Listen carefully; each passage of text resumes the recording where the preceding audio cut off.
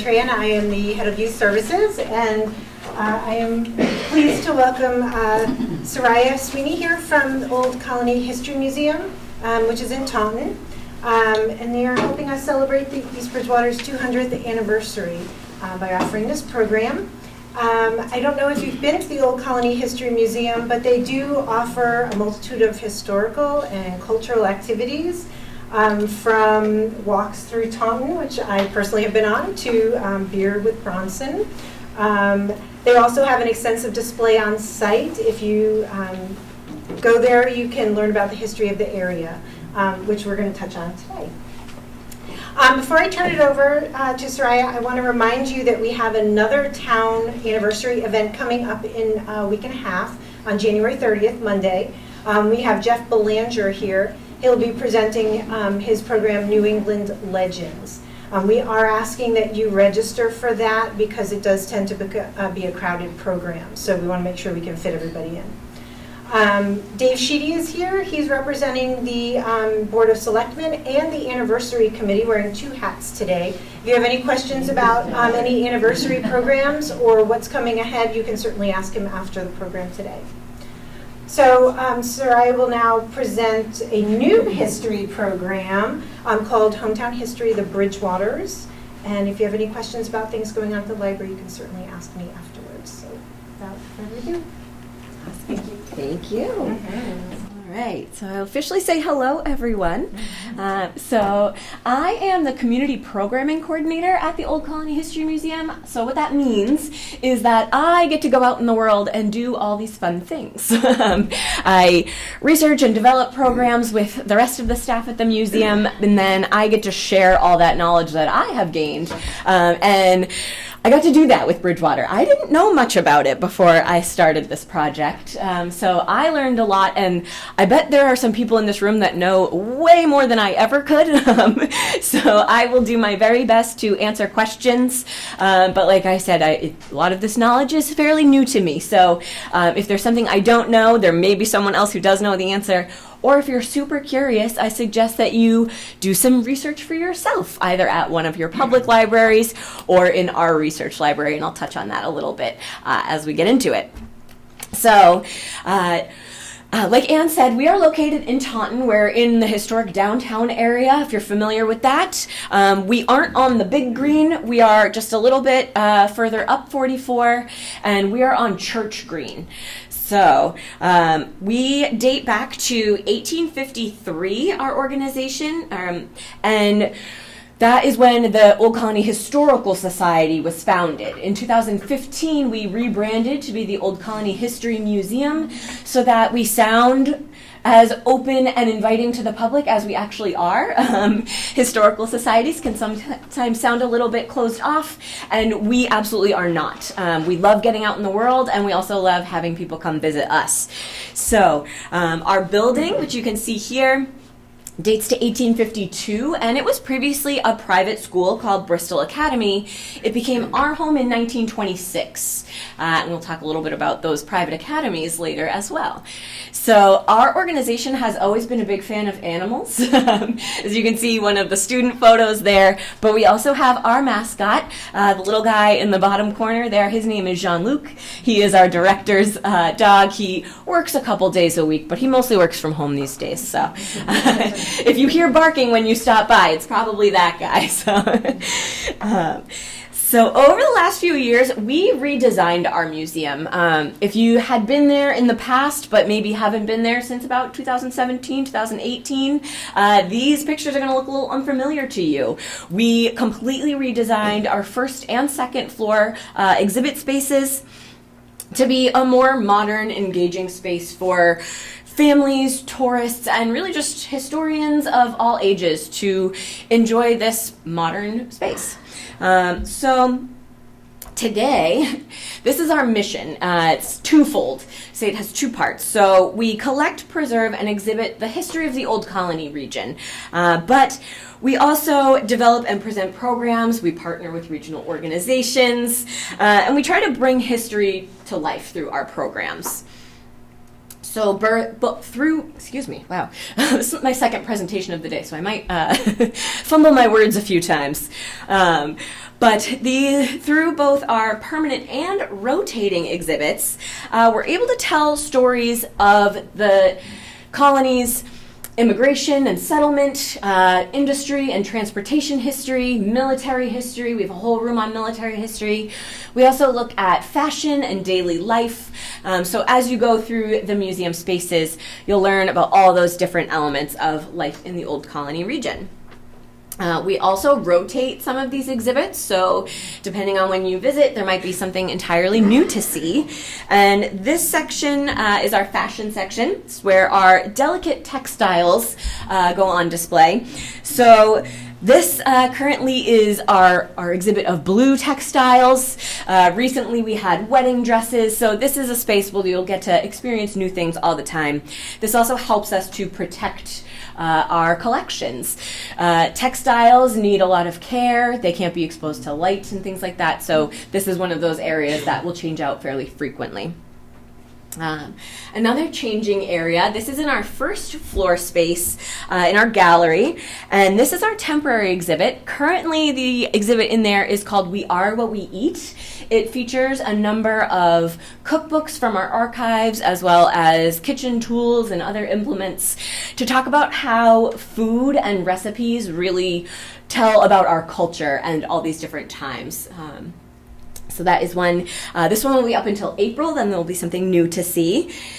So we also do a number of programs. This is just what we have coming up in February, but as you can see, we do a little bit of something every day. We try to offer things for everyone.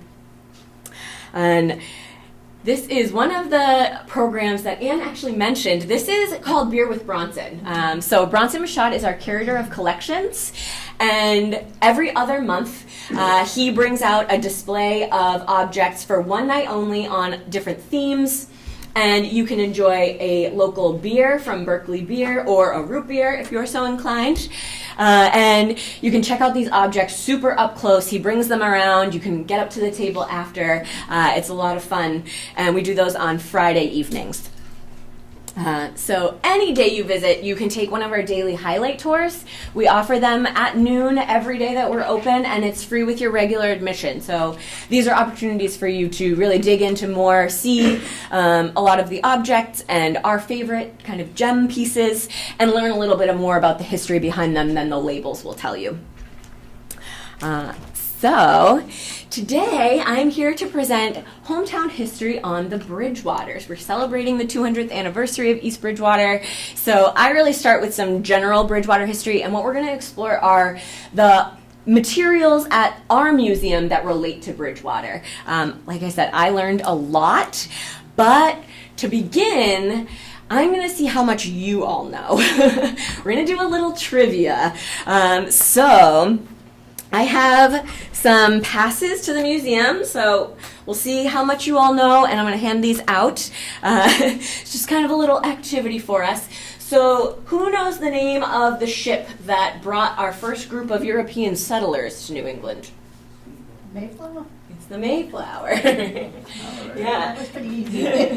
We try to start with the easy ones. I heard Speedwell out there. Who said that? That was a very good answer. Speedwell never made it here.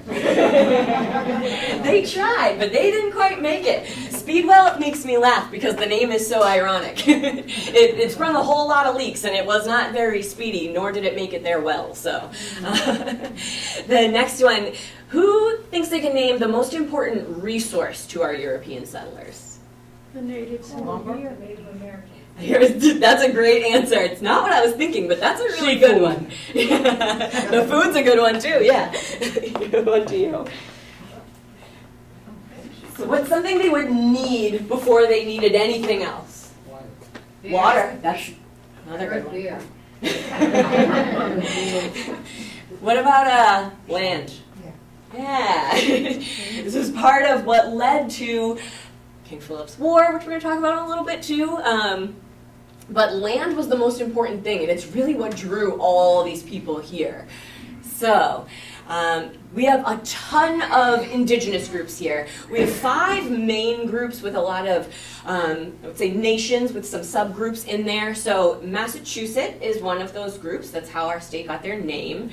But does anyone know some of the other ones? The Wampanoag? Yeah.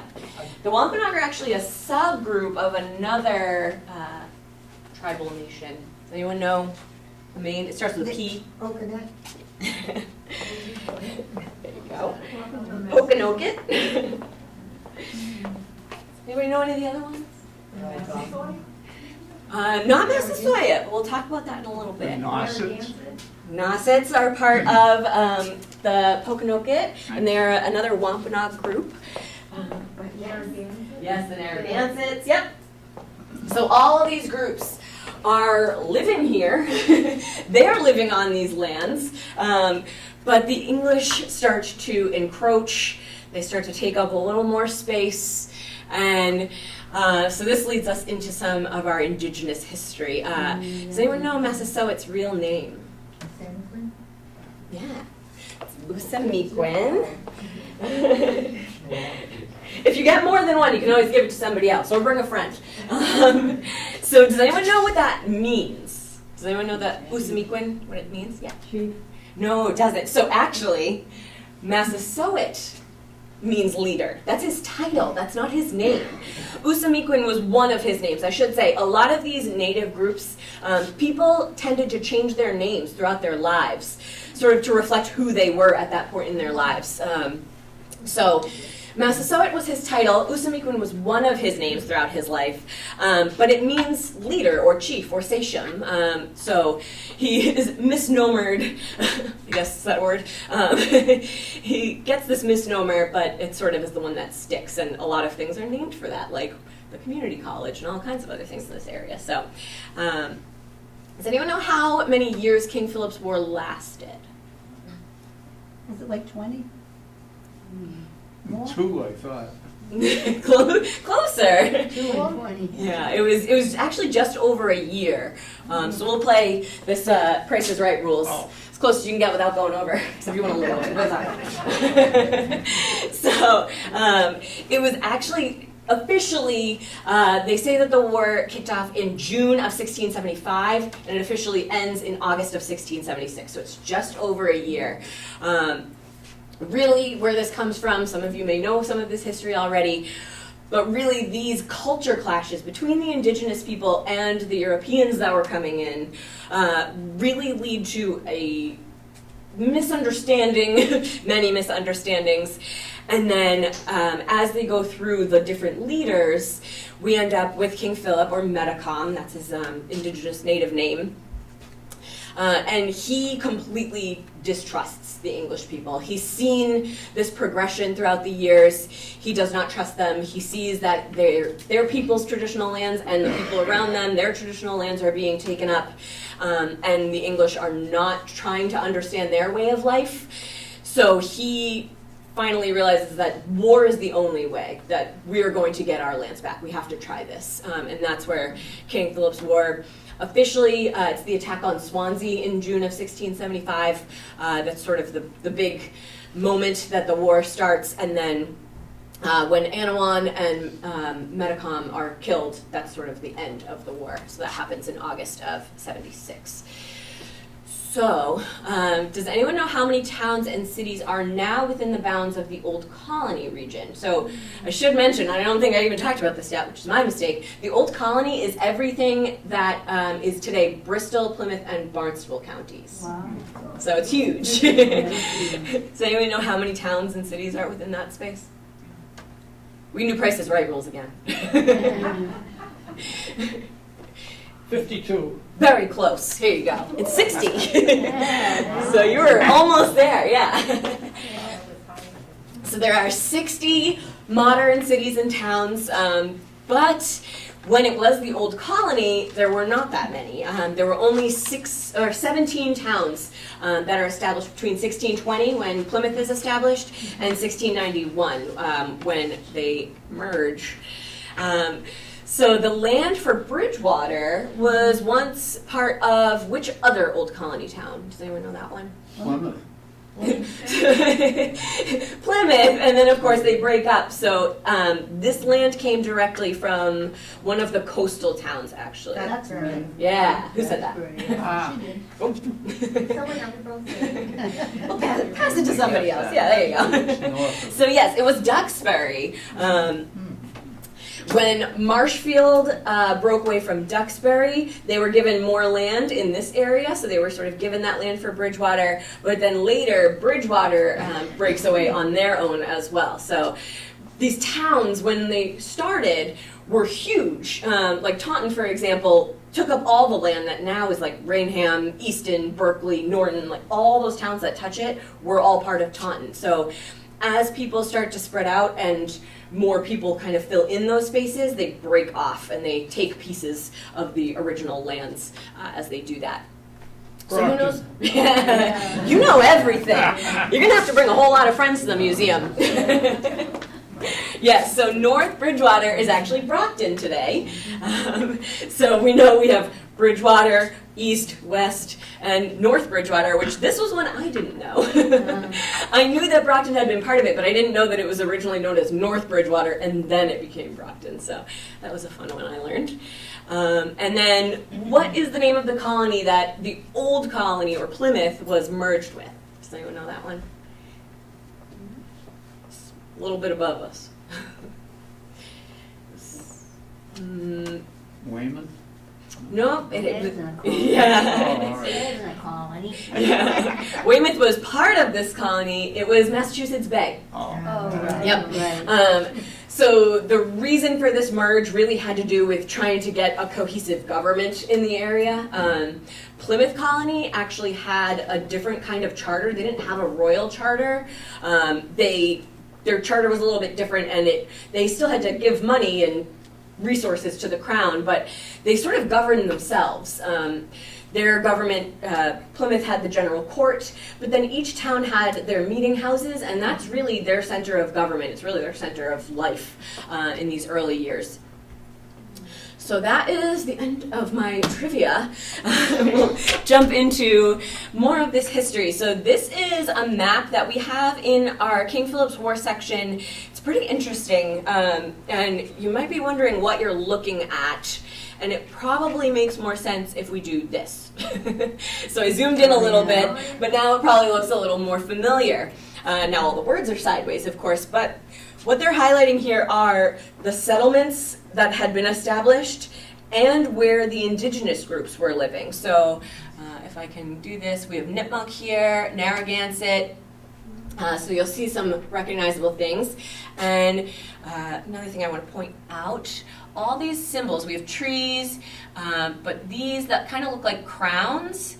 If I zoom in closer, these are the symbols for their meeting houses. For a town to become incorporated independently, they had to have a meeting house. They had to build that first, and then they would petition the court and ask to become their own town, list of who's going to live there, and that's sort of how they would function. So you can see Bridgewater here, and Taunton down here without the N, so spelled a little bit differently, and then Seekonk just above it. But this is just a cool, interesting view of the times then. It's not the most accurate map as far as how far apart things are, but it gives us an interesting view of the area. So this is a puzzle map that we have in our first floor gallery, and this shows how those towns start to settle. So it started with Plymouth in the middle, and then all those other towns in the old colony are filling in. And you can see the line up here at the top, this is Scituate, and then just above us is where Mass Bay starts. So towns like Weymouth and all of those to the north and west are Mass Bay. And like I said, they just really wanted to get that government a little more cohesive. Yes? Yeah, how far north did Massachusetts Bay go? Maine, actually. Maine, yes, really? Yeah. It was huge. So when they first merged, it was all the way up to Maine. And then, of course, as we know, those states broke apart too.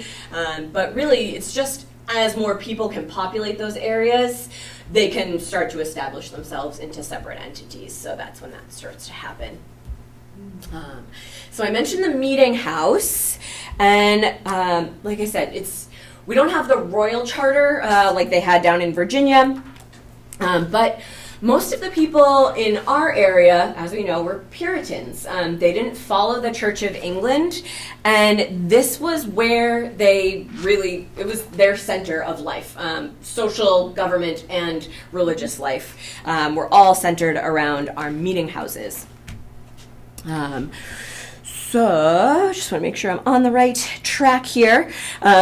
Bridgewater's first meeting house was built around 1660, and it was constructed from logs in what is now West Bridgewater. The image that I have here is Taunton's first meeting house that was built in 1675, or no, lasted until 1675, sorry. They constructed it around 1650, and in 1675 it was struck by lightning, which is what this piece is from. So that's what the original meeting house would have looked like. Most of them would have looked very similar, very kind of utilitarian buildings, open inside with the pews and things like that, but just a gathering space, really. So the wood fragment that you can see there, someone thought to save that. When that first meeting house was struck by lightning, it burned, but someone saved a piece of it, and we actually have that on display on the second floor of our museum. So historians from all times remember to protect things and keep things, and that's really how museums came to be. So we appreciate when people hold on to those little pieces of the past, because it allows us to tell these kinds of stories. So I have a few breaks in here. If anyone has questions, you can feel free to ask them throughout. Yes. Okay, do you know the location of the first church meeting house in East Bridgewater? I don't know the exact location of it. That may be something you could investigate. I would say probably the Old Bridgewater Historical Society would probably have some resources. Well, the only post office there was a meeting, and they used to have a minister come there, like, in the olden days. Yeah. In the beginning. They And then they did the new church across the street. Yeah, so actually I had another little note. So they built that first one in 1660, but by 1671 the population had grown so much that they actually had to build another one. They built a larger building. So you can really see through those kinds of things the growth of these communities and these settlements, really. So now we're going to talk about some of the actual objects and archival materials that we have in our collection that relate to Bridgewater. So we're going to start with some people. First up, this is a portrait of David Leonard. It was by a local artist, Cephas Thompson. And David Leonard was born on July 29th, 1734, and he died on November 24th, 1813. Now, he was the son of Joseph Leonard and Mary Packard Leonard, and he lived and died on his farm that was located on Nippennucket Pond. So he fought with General John Winslow in Nova Scotia in 1756 during the French and Indian War, and he also commanded a company of a Plymouth County regiment during the American Revolution. Pardon me? Yes. How do you spell his last name? His last name? Leonard. L-E... Wow. Leonard. Yeah. That was one of those spelling bee moments when you know it, but you have to say it out loud. Yeah. It's Leonard. Yes. This whole area, sort of southeastern Massachusetts, one of their nicknames, you find a lot of nicknames as you research different history. It's known as the land of the Leonards, because there were so many of them. So this man actually, one of his descendants would become pretty well known as well. He's the great-grandfather of John Hay. He was the secretary to President Lincoln. He was also the Secretary of State in the cabinet of Presidents McKinley and Roosevelt. So he was a farm boy, but his descendants went on. And this is his wife. Her name is Mary, and we don't know exactly when they got married. It was either November of 1769 or May of 1770. So we have two sets of their portraits actually at the museum. We have these large ones that until a week ago were hanging. They're going to be hung again, but we just repainted one area of the museum, so they had to come down for a little bit. But we also have miniatures of these portraits on display in our portrait gallery on the first floor. So one resource that I used a lot when I was researching this is a book called History Highlights, Bridgewater, Massachusetts. And according to that book, a man named Ralph S. Bates wrote of Bridgewater's role in helping to educate this man. This is William Cullen Bryant. And he was educated by this man. This is a portrait of the lawyer William Bayliss. He was the son of a Dr. William Bayliss, and he was born in Dighton in September of 1776, and he died in Taunton in September of 1865, but he practiced law for most of his career in West Bridgewater. And this is where poet and journalist William Cullen Bryant studied law under him. So, some famous faces and names. Now this one, unfortunately we can't see her face, but we do have her in silhouette. And we'll talk a little bit about some of the background that goes into this one. So Bridgewater, as we all know, is a well-known college town today, but the education has been a priority in this community for centuries. Reverend Zedekiah Sanger, he settled in Bridgewater as its minister in 1788, and his home first functioned as a school for young men preparing for college. Not long after he arrived, Sanger, with another larger group of prominent people from Bridgewater, they decided to raise some money. They raised $3,000 to establish a county school in town. And following the 1799 Act for establishing an academy in the South Precinct of Bridgewater by the name of Bridgewater Academy, this first academy building was constructed and the sessions began in 1800. So at Bridgewater Academy, both young men and women were educated in the liberal arts and sciences, and they would be prepared for future education. So this was sort of like a high school. Ultimately, Bridgewater Academy closed in 1875. This followed a period of decline in admission due to the establishment of public high schools starting in the late 1860s. But one of the educators that worked there is the silhouette here. Her name was Nancy Dean. She taught at the old Bristol Academy, which is the picture here, and that was the original school on the site of the museum that I work at now. So it had been constructed in 1799, and then that outgrew it, and that's when they built that brick building in 1852. So she worked in both places. And this silhouette, the image from this, the image that the silhouette was made from was actually taken in Bridgewater in 1820. Unfortunately, we don't have that original image, but we do have this one. So we get a little peek at Miss Nancy Dean. Now, the reputation as a center of education continued on, as we know, and this image shows two of the young women who were educated in the early years of the normal school.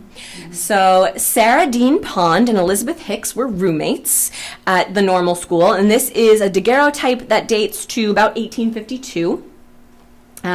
Sarah Dean Pond was the granddaughter of Sally Dean, and she later married Jefferson C. Farrar Jr., and Elizabeth Hicks married Reverend Peter Whitney.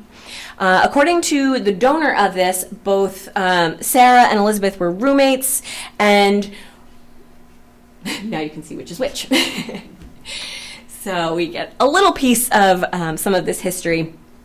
And as we know, graduates from not only Bridgewater Academy and the normal school and Bridgewater State now, these people go on to be politicians, lawyers, scientists, doctors, for more educators. So this is a very important area for keeping our communities going.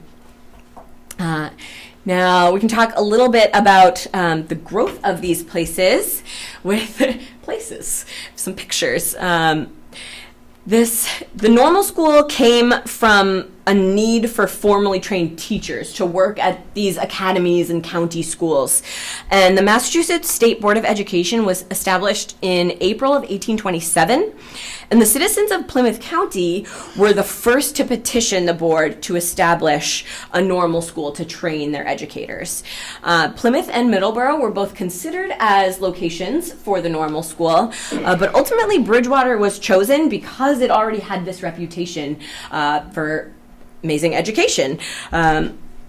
So this is a close-up picture. And this one, actually, I should point out some.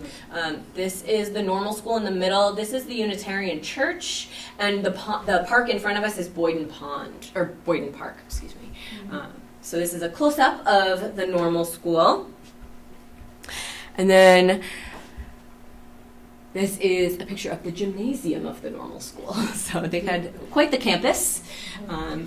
Very cool buildings. I love old architecture, so these pictures are always my favorite. Another place here in Bridgewater is the Nunkatessit Canoe Club. It was originally built in the very early 1900s to house 63 canoes, but about 10 years after they opened, they expanded, and the new building, which you can see in the background of this image, could house 144 canoes. So this was a very popular activity, obviously, a gathering place. And unfortunately, the building seen here did burn not very long after. I think it was only up for about 2 years. But a canoe club lives on here in Bridgewater as a wedding venue. So the history is being continued, at least in some way. And this image is the Plymouth County Agricultural Society's exhibition hall. They opened in 1819 and held a huge agricultural fair here for many, many years. This is another one. This building was lost to fire, but the fairgrounds were located on the site of what is now the Styles and Hart Conservation Area, which brings us to our next topic. Things. We'll look at some objects. So Bridgewater is not the most industrial of the old colony towns, but it is rich with natural resources like bog iron and clay.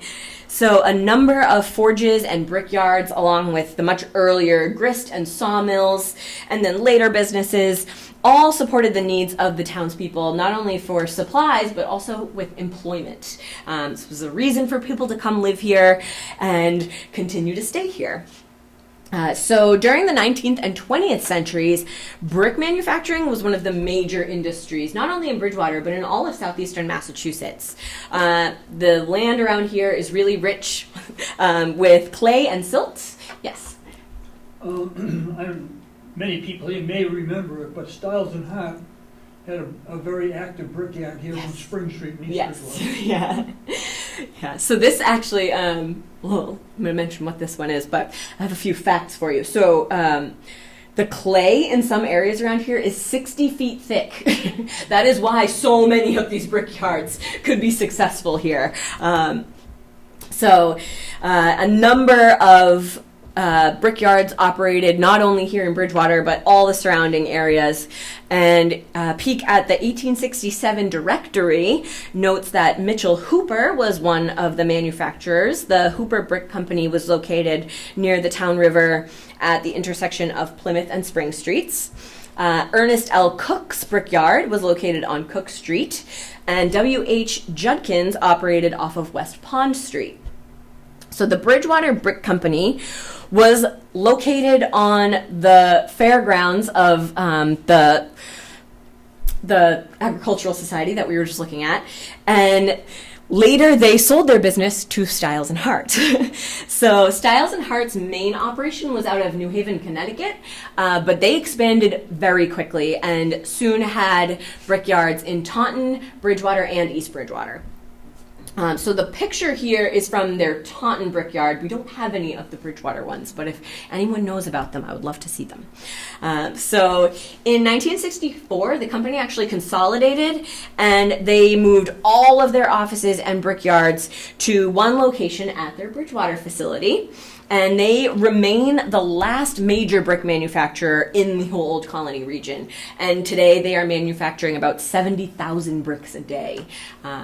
If you had happened to watch the HGTV show Houses with History, which I highly recommend, they actually got in and got a little tour of the Styles and Hart facility, and I would love to do that. So if anybody has an in, let me know. So this is actually a brick made by Styles and Hart right here in Bridgewater. This is a commemorative brick, and it is from the centennial or bicentennial celebrations, and obviously it's stamped with 1776. So the other natural resource that I mentioned is bog iron, which is what this big chunk of rock on your screen is here. The Plymouth Colony was home to the second successful ironworks in what would become the United States. The first one was up in Saugus, and the one in Plymouth Colony was established in what is now Rainham, right on Route 104. So the Leonard family, they were the first group of these iron workers in the area, and more of them came and spread out and had more children and bigger families, so that's how we got that nickname, the land of the Leonards. But they set up more ironworks really anywhere that they found deposits of bog iron. Taunton, Norton, Mansfield, and Bridgewater. Bridgewater had a number of bloomeries. The Keith Foundry was located near the Sturtevant Bridge on the crossing of the Taunton River. And there was actually an earlier ironworks dating to 1707 in the vicinity of Carver's Pond. And it was there that David Perkins established a forge and a grist mill on the town river at High Street. And during the Revolution, this was the center of iron manufacturing in the town. So the image here is from our proprietor's records in our archives, and it dates to 1689, and it records the purchase of 100 pounds of iron from the ironworks by Nathaniel Hayward of Bridgewater. So later, there were even more businesses that supplied people of Bridgewater with really all the goods and services they would need for their daily lives. So everything from florists and photographers to lawyers and doctors, tailors and milliners, anything you needed, you could find that right here in Bridgewater. They had all the businesses. And this hat, it's kind of tough to tell what it is, but you can see it has the little brim. It's a nice little men's top hat. It was made by E. Mitchell of Bridgewater. You can see his maker's stamp here. And it was made sometime between 1850 and 1865. And it's made of beaver, which was a very common hat material at this time. So this object was not made in Bridgewater, but Taunton, and it is part of our permanent exhibits, but it once warmed a home in West Bridgewater. It may look familiar to anyone who has visited our museum before because it is on display on our second floor. Along with a number of other stoves. But this is a very ornate Glenwood home heating stove. It features a domed hood at the top, which can be swung open, and it has two burners on top. And then if we zoom in, you can see that urn on the top would have been filled with potpourri and water. So as that stove was heating up, it would actually fragrance the home in a pleasant way. So very early air fresheners. And then as you can see, it has a lot of decoration. It's extremely ornate. We have those cherubs and a dog on the front grate, and there's acanthus leaves and swirls all over. So highly decorative. And this stove has a little interesting history. It moved around a lot. It came to the Old Colony History Museum from a donor who had it in a cottage in Wareham, but they actually were able to trace where this stove had been before they got it, and they learned that it was first purchased in 1898 by Samuel Godfrey Copeland, and he used it in his family's 16-room farmhouse that was located on Samuel Ave in West Bridgewater. And I did some investigating on Google Maps, and I tried to look around. I don't know exactly which house it was, but I think it's the one at the end of the cul-de-sac. So if you know the area. Samuel Avenue is on the corner of the Brockton Country Club. Okay. And when you go all the way to the end, that's the Copeland Farmstead. Okay. Farmstead. Yep. And the barns that were associated with it. Yeah, the outbuildings looked really old, so I thought that might be the right one. So very cool. I'm gonna have to go drive down rather than just look around on Google. This stove then passed to one of the Copeland's family's heirs. He was named Mr. Charles Leonard, another Leonard, and he lived at Willowbrook Farm on Willowbrook Road, also in West Bridgewater. And then the third owner, I'm not sure how it got to this family exactly, but the third owner was Carol Newberg of Brockton, and then that family moved it to their cottage in Wareham, and then it came to the museum. So sort of interesting how those things can move around through all these areas and these towns that we all know so well. So another chance if anyone has any questions. All right. So our last section we're going to talk about are our archives. We have a number of documents and photographs and maps and things that not only connect with Bridgewater, but all the old colony towns. We have a little bit from all these areas. And what I want to show you are the proprietor's records first. So these are really important. Proprietor's records are among the most important documents that paint a picture for us of really what these early lives of these people were like. They show transactions, conflicts, communication, and show us how these people lived and worked with one another. Helps us identify locations of homes and businesses that may otherwise be lost to history, sometimes even people that would otherwise be lost to history. So keeping these records is very important. So the following documents I'm going to show you are all related to Bridgewater residents. If you want to get a closer look at any of these or want more information, you can make an appointment to explore our research library. We can pull things from the archives for you to get a closer look at if you're curious to dig into any of these. This first one that you can see here, this is a 1695 deed from Robert Godfrey of Taunton to Thomas Leonard for land along the Bridgewater Road near the ironworks. As you can see, these documents are very wordy, but the signatures down at the bottom are always really interesting. And one thing I like to point out, it's kind of tough to see, but a lot of time it'll say like his mark or her mark. A lot of these people weren't literate. They didn't have a signature. They would sort of just leave a mark on the paper, and that would be their final signature, making it legal. So you'll see that a lot. We'll just say the person's name, his mark or her mark, and then sometimes it just has an X. Sometimes they draw little symbols, but it's something that pops up a lot. So this one is land being laid out for John Leonard of Bridgewater at the Cranberry Meadow as part of Taunton's North Purchase.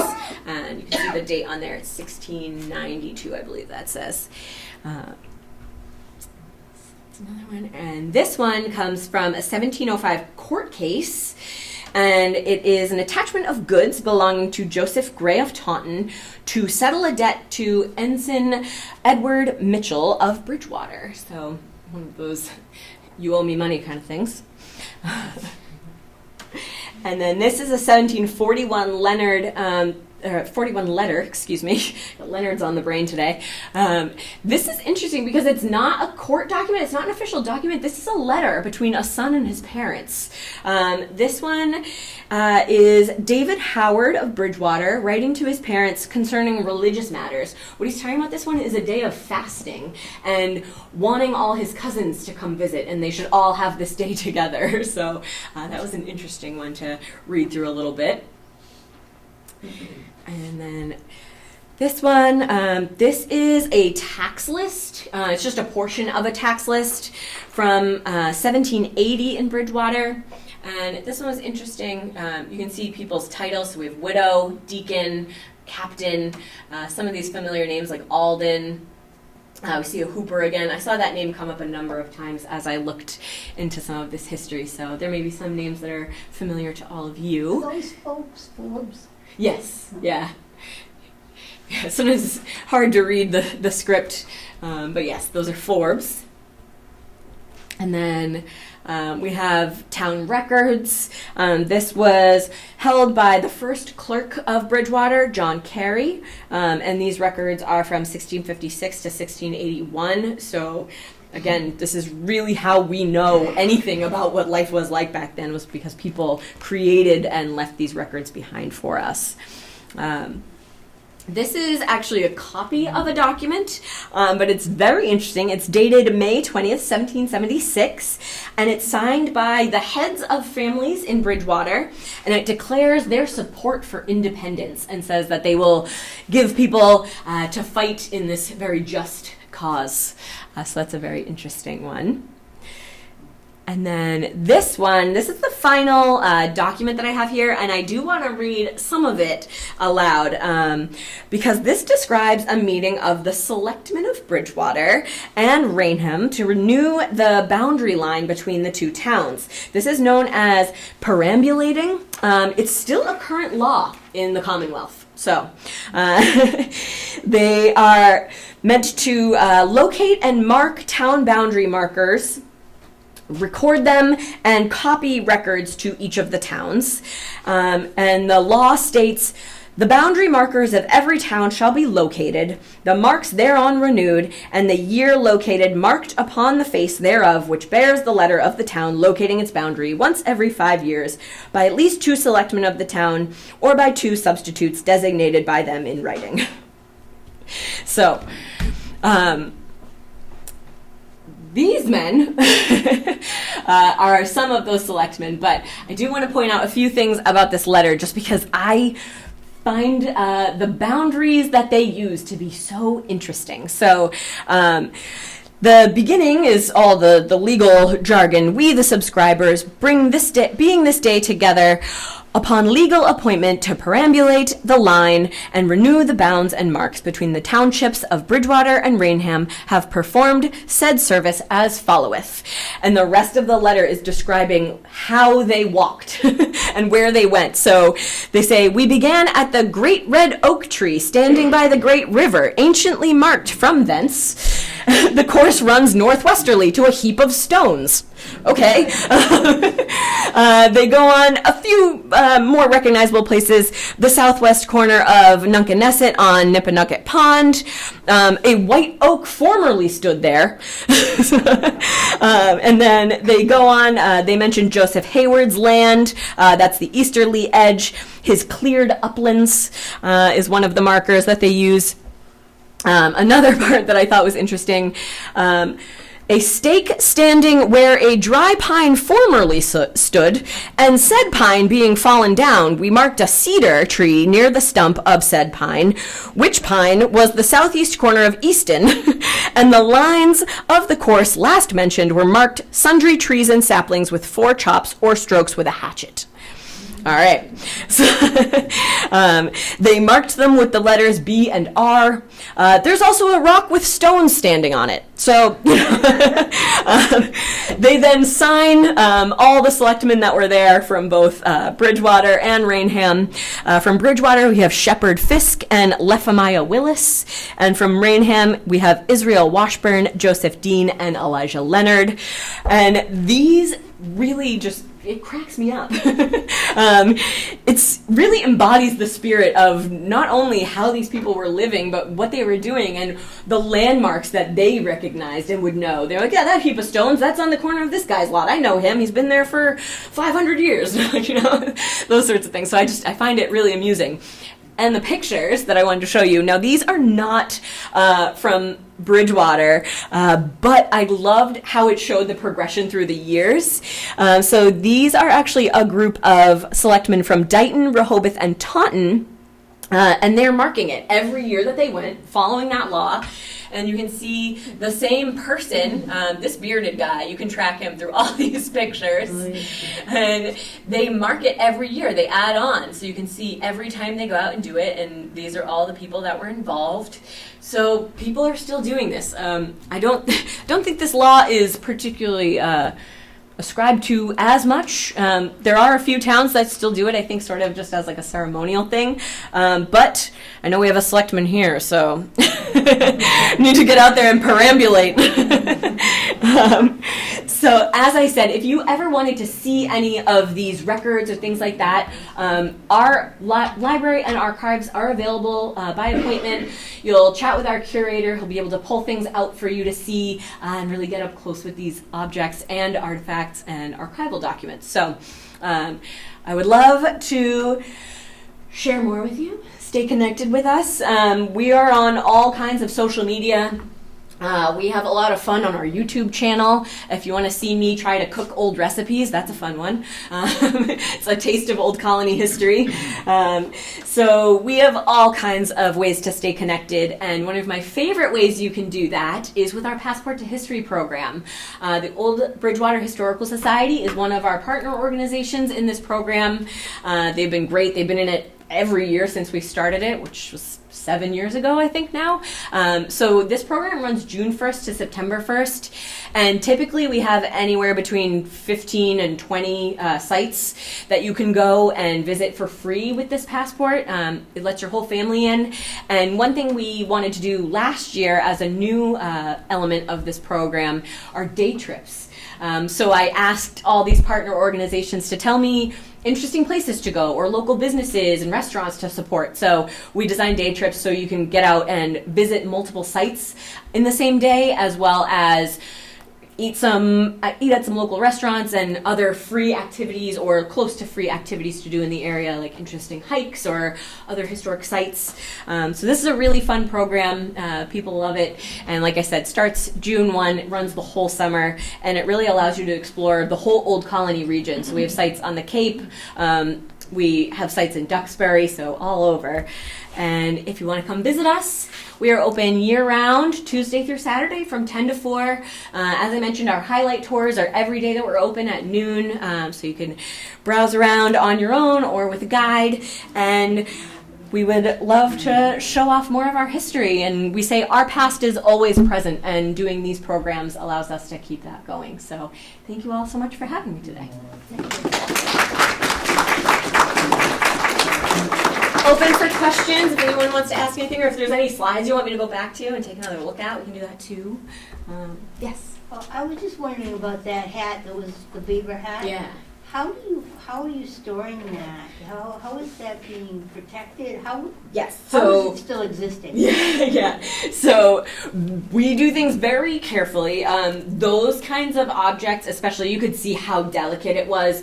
Those are things we usually don't take out of storage unless it's someone who really needs to see it for research, or maybe a family member of the donor, things like that.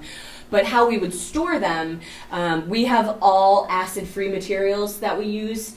So typically textiles and things like that, they have some stuffing to keep their shape inside, and then they're wrapped in, it's tissue, but it's very specialized tissue, totally acid-free to keep it protected. And then they also go within acid-free boxes, and typically very delicate ones like that, they're the only one in their box. Some things share boxes, but most of the time they're on their own. So a lot of our textiles get very gently rolled as well, because a lot of times stretching is a problem. So it kind of depends on what the object is, how we store it, but typically we just try to keep things as protected as we possibly can. And we learn things all the time, and we get to make changes all the time. So as I mentioned, like our second floor, we rotate a lot of those objects out, especially the ones that do need a little more protecting. But we also got all new screens for our windows that help filter out UV and things like that. So there's all kinds of things you can do as you get the funding for it. So it's been a long, slow process, but we are able to do that, thankfully. And our next big project is completely redesigning our basement collection storage area. I might add something to that. Sure. that hat is, of course, made from beaver fur. Yes. And in the process of making top hats out of beaver fur, they use mercury. And mercury, of course, is a very bad material. Yeah. And that's where the saying comes, mad as a hatter. Because people that made hats used mercury and it affected their mind. And that's where the saying, mad as a hatter, came from. That's fascinating. Learn something new every day. There we go. Very cool. Mad as a hatter. Okay, so don't wear your beaver hats for too long, I think is that lesson. And don't make them. Anyone else have any other questions? Yeah. In your research, did you find where any of these people were buried in the town? No, I didn't really dig into that far. But I know Bridgewater does have records of their burials. I know the Historical Society has a number of those kinds of records. That would be something I would like to explore. We do cemetery tours at our museum in Taunton, but I would like to do more. So this might be a way to connect those things. Yeah. Find a grave is an interesting one.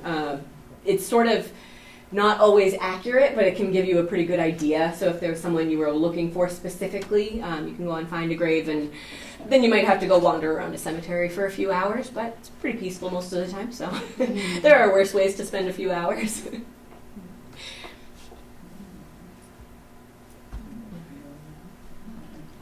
Thank you all for coming. Thank you so much. Yeah.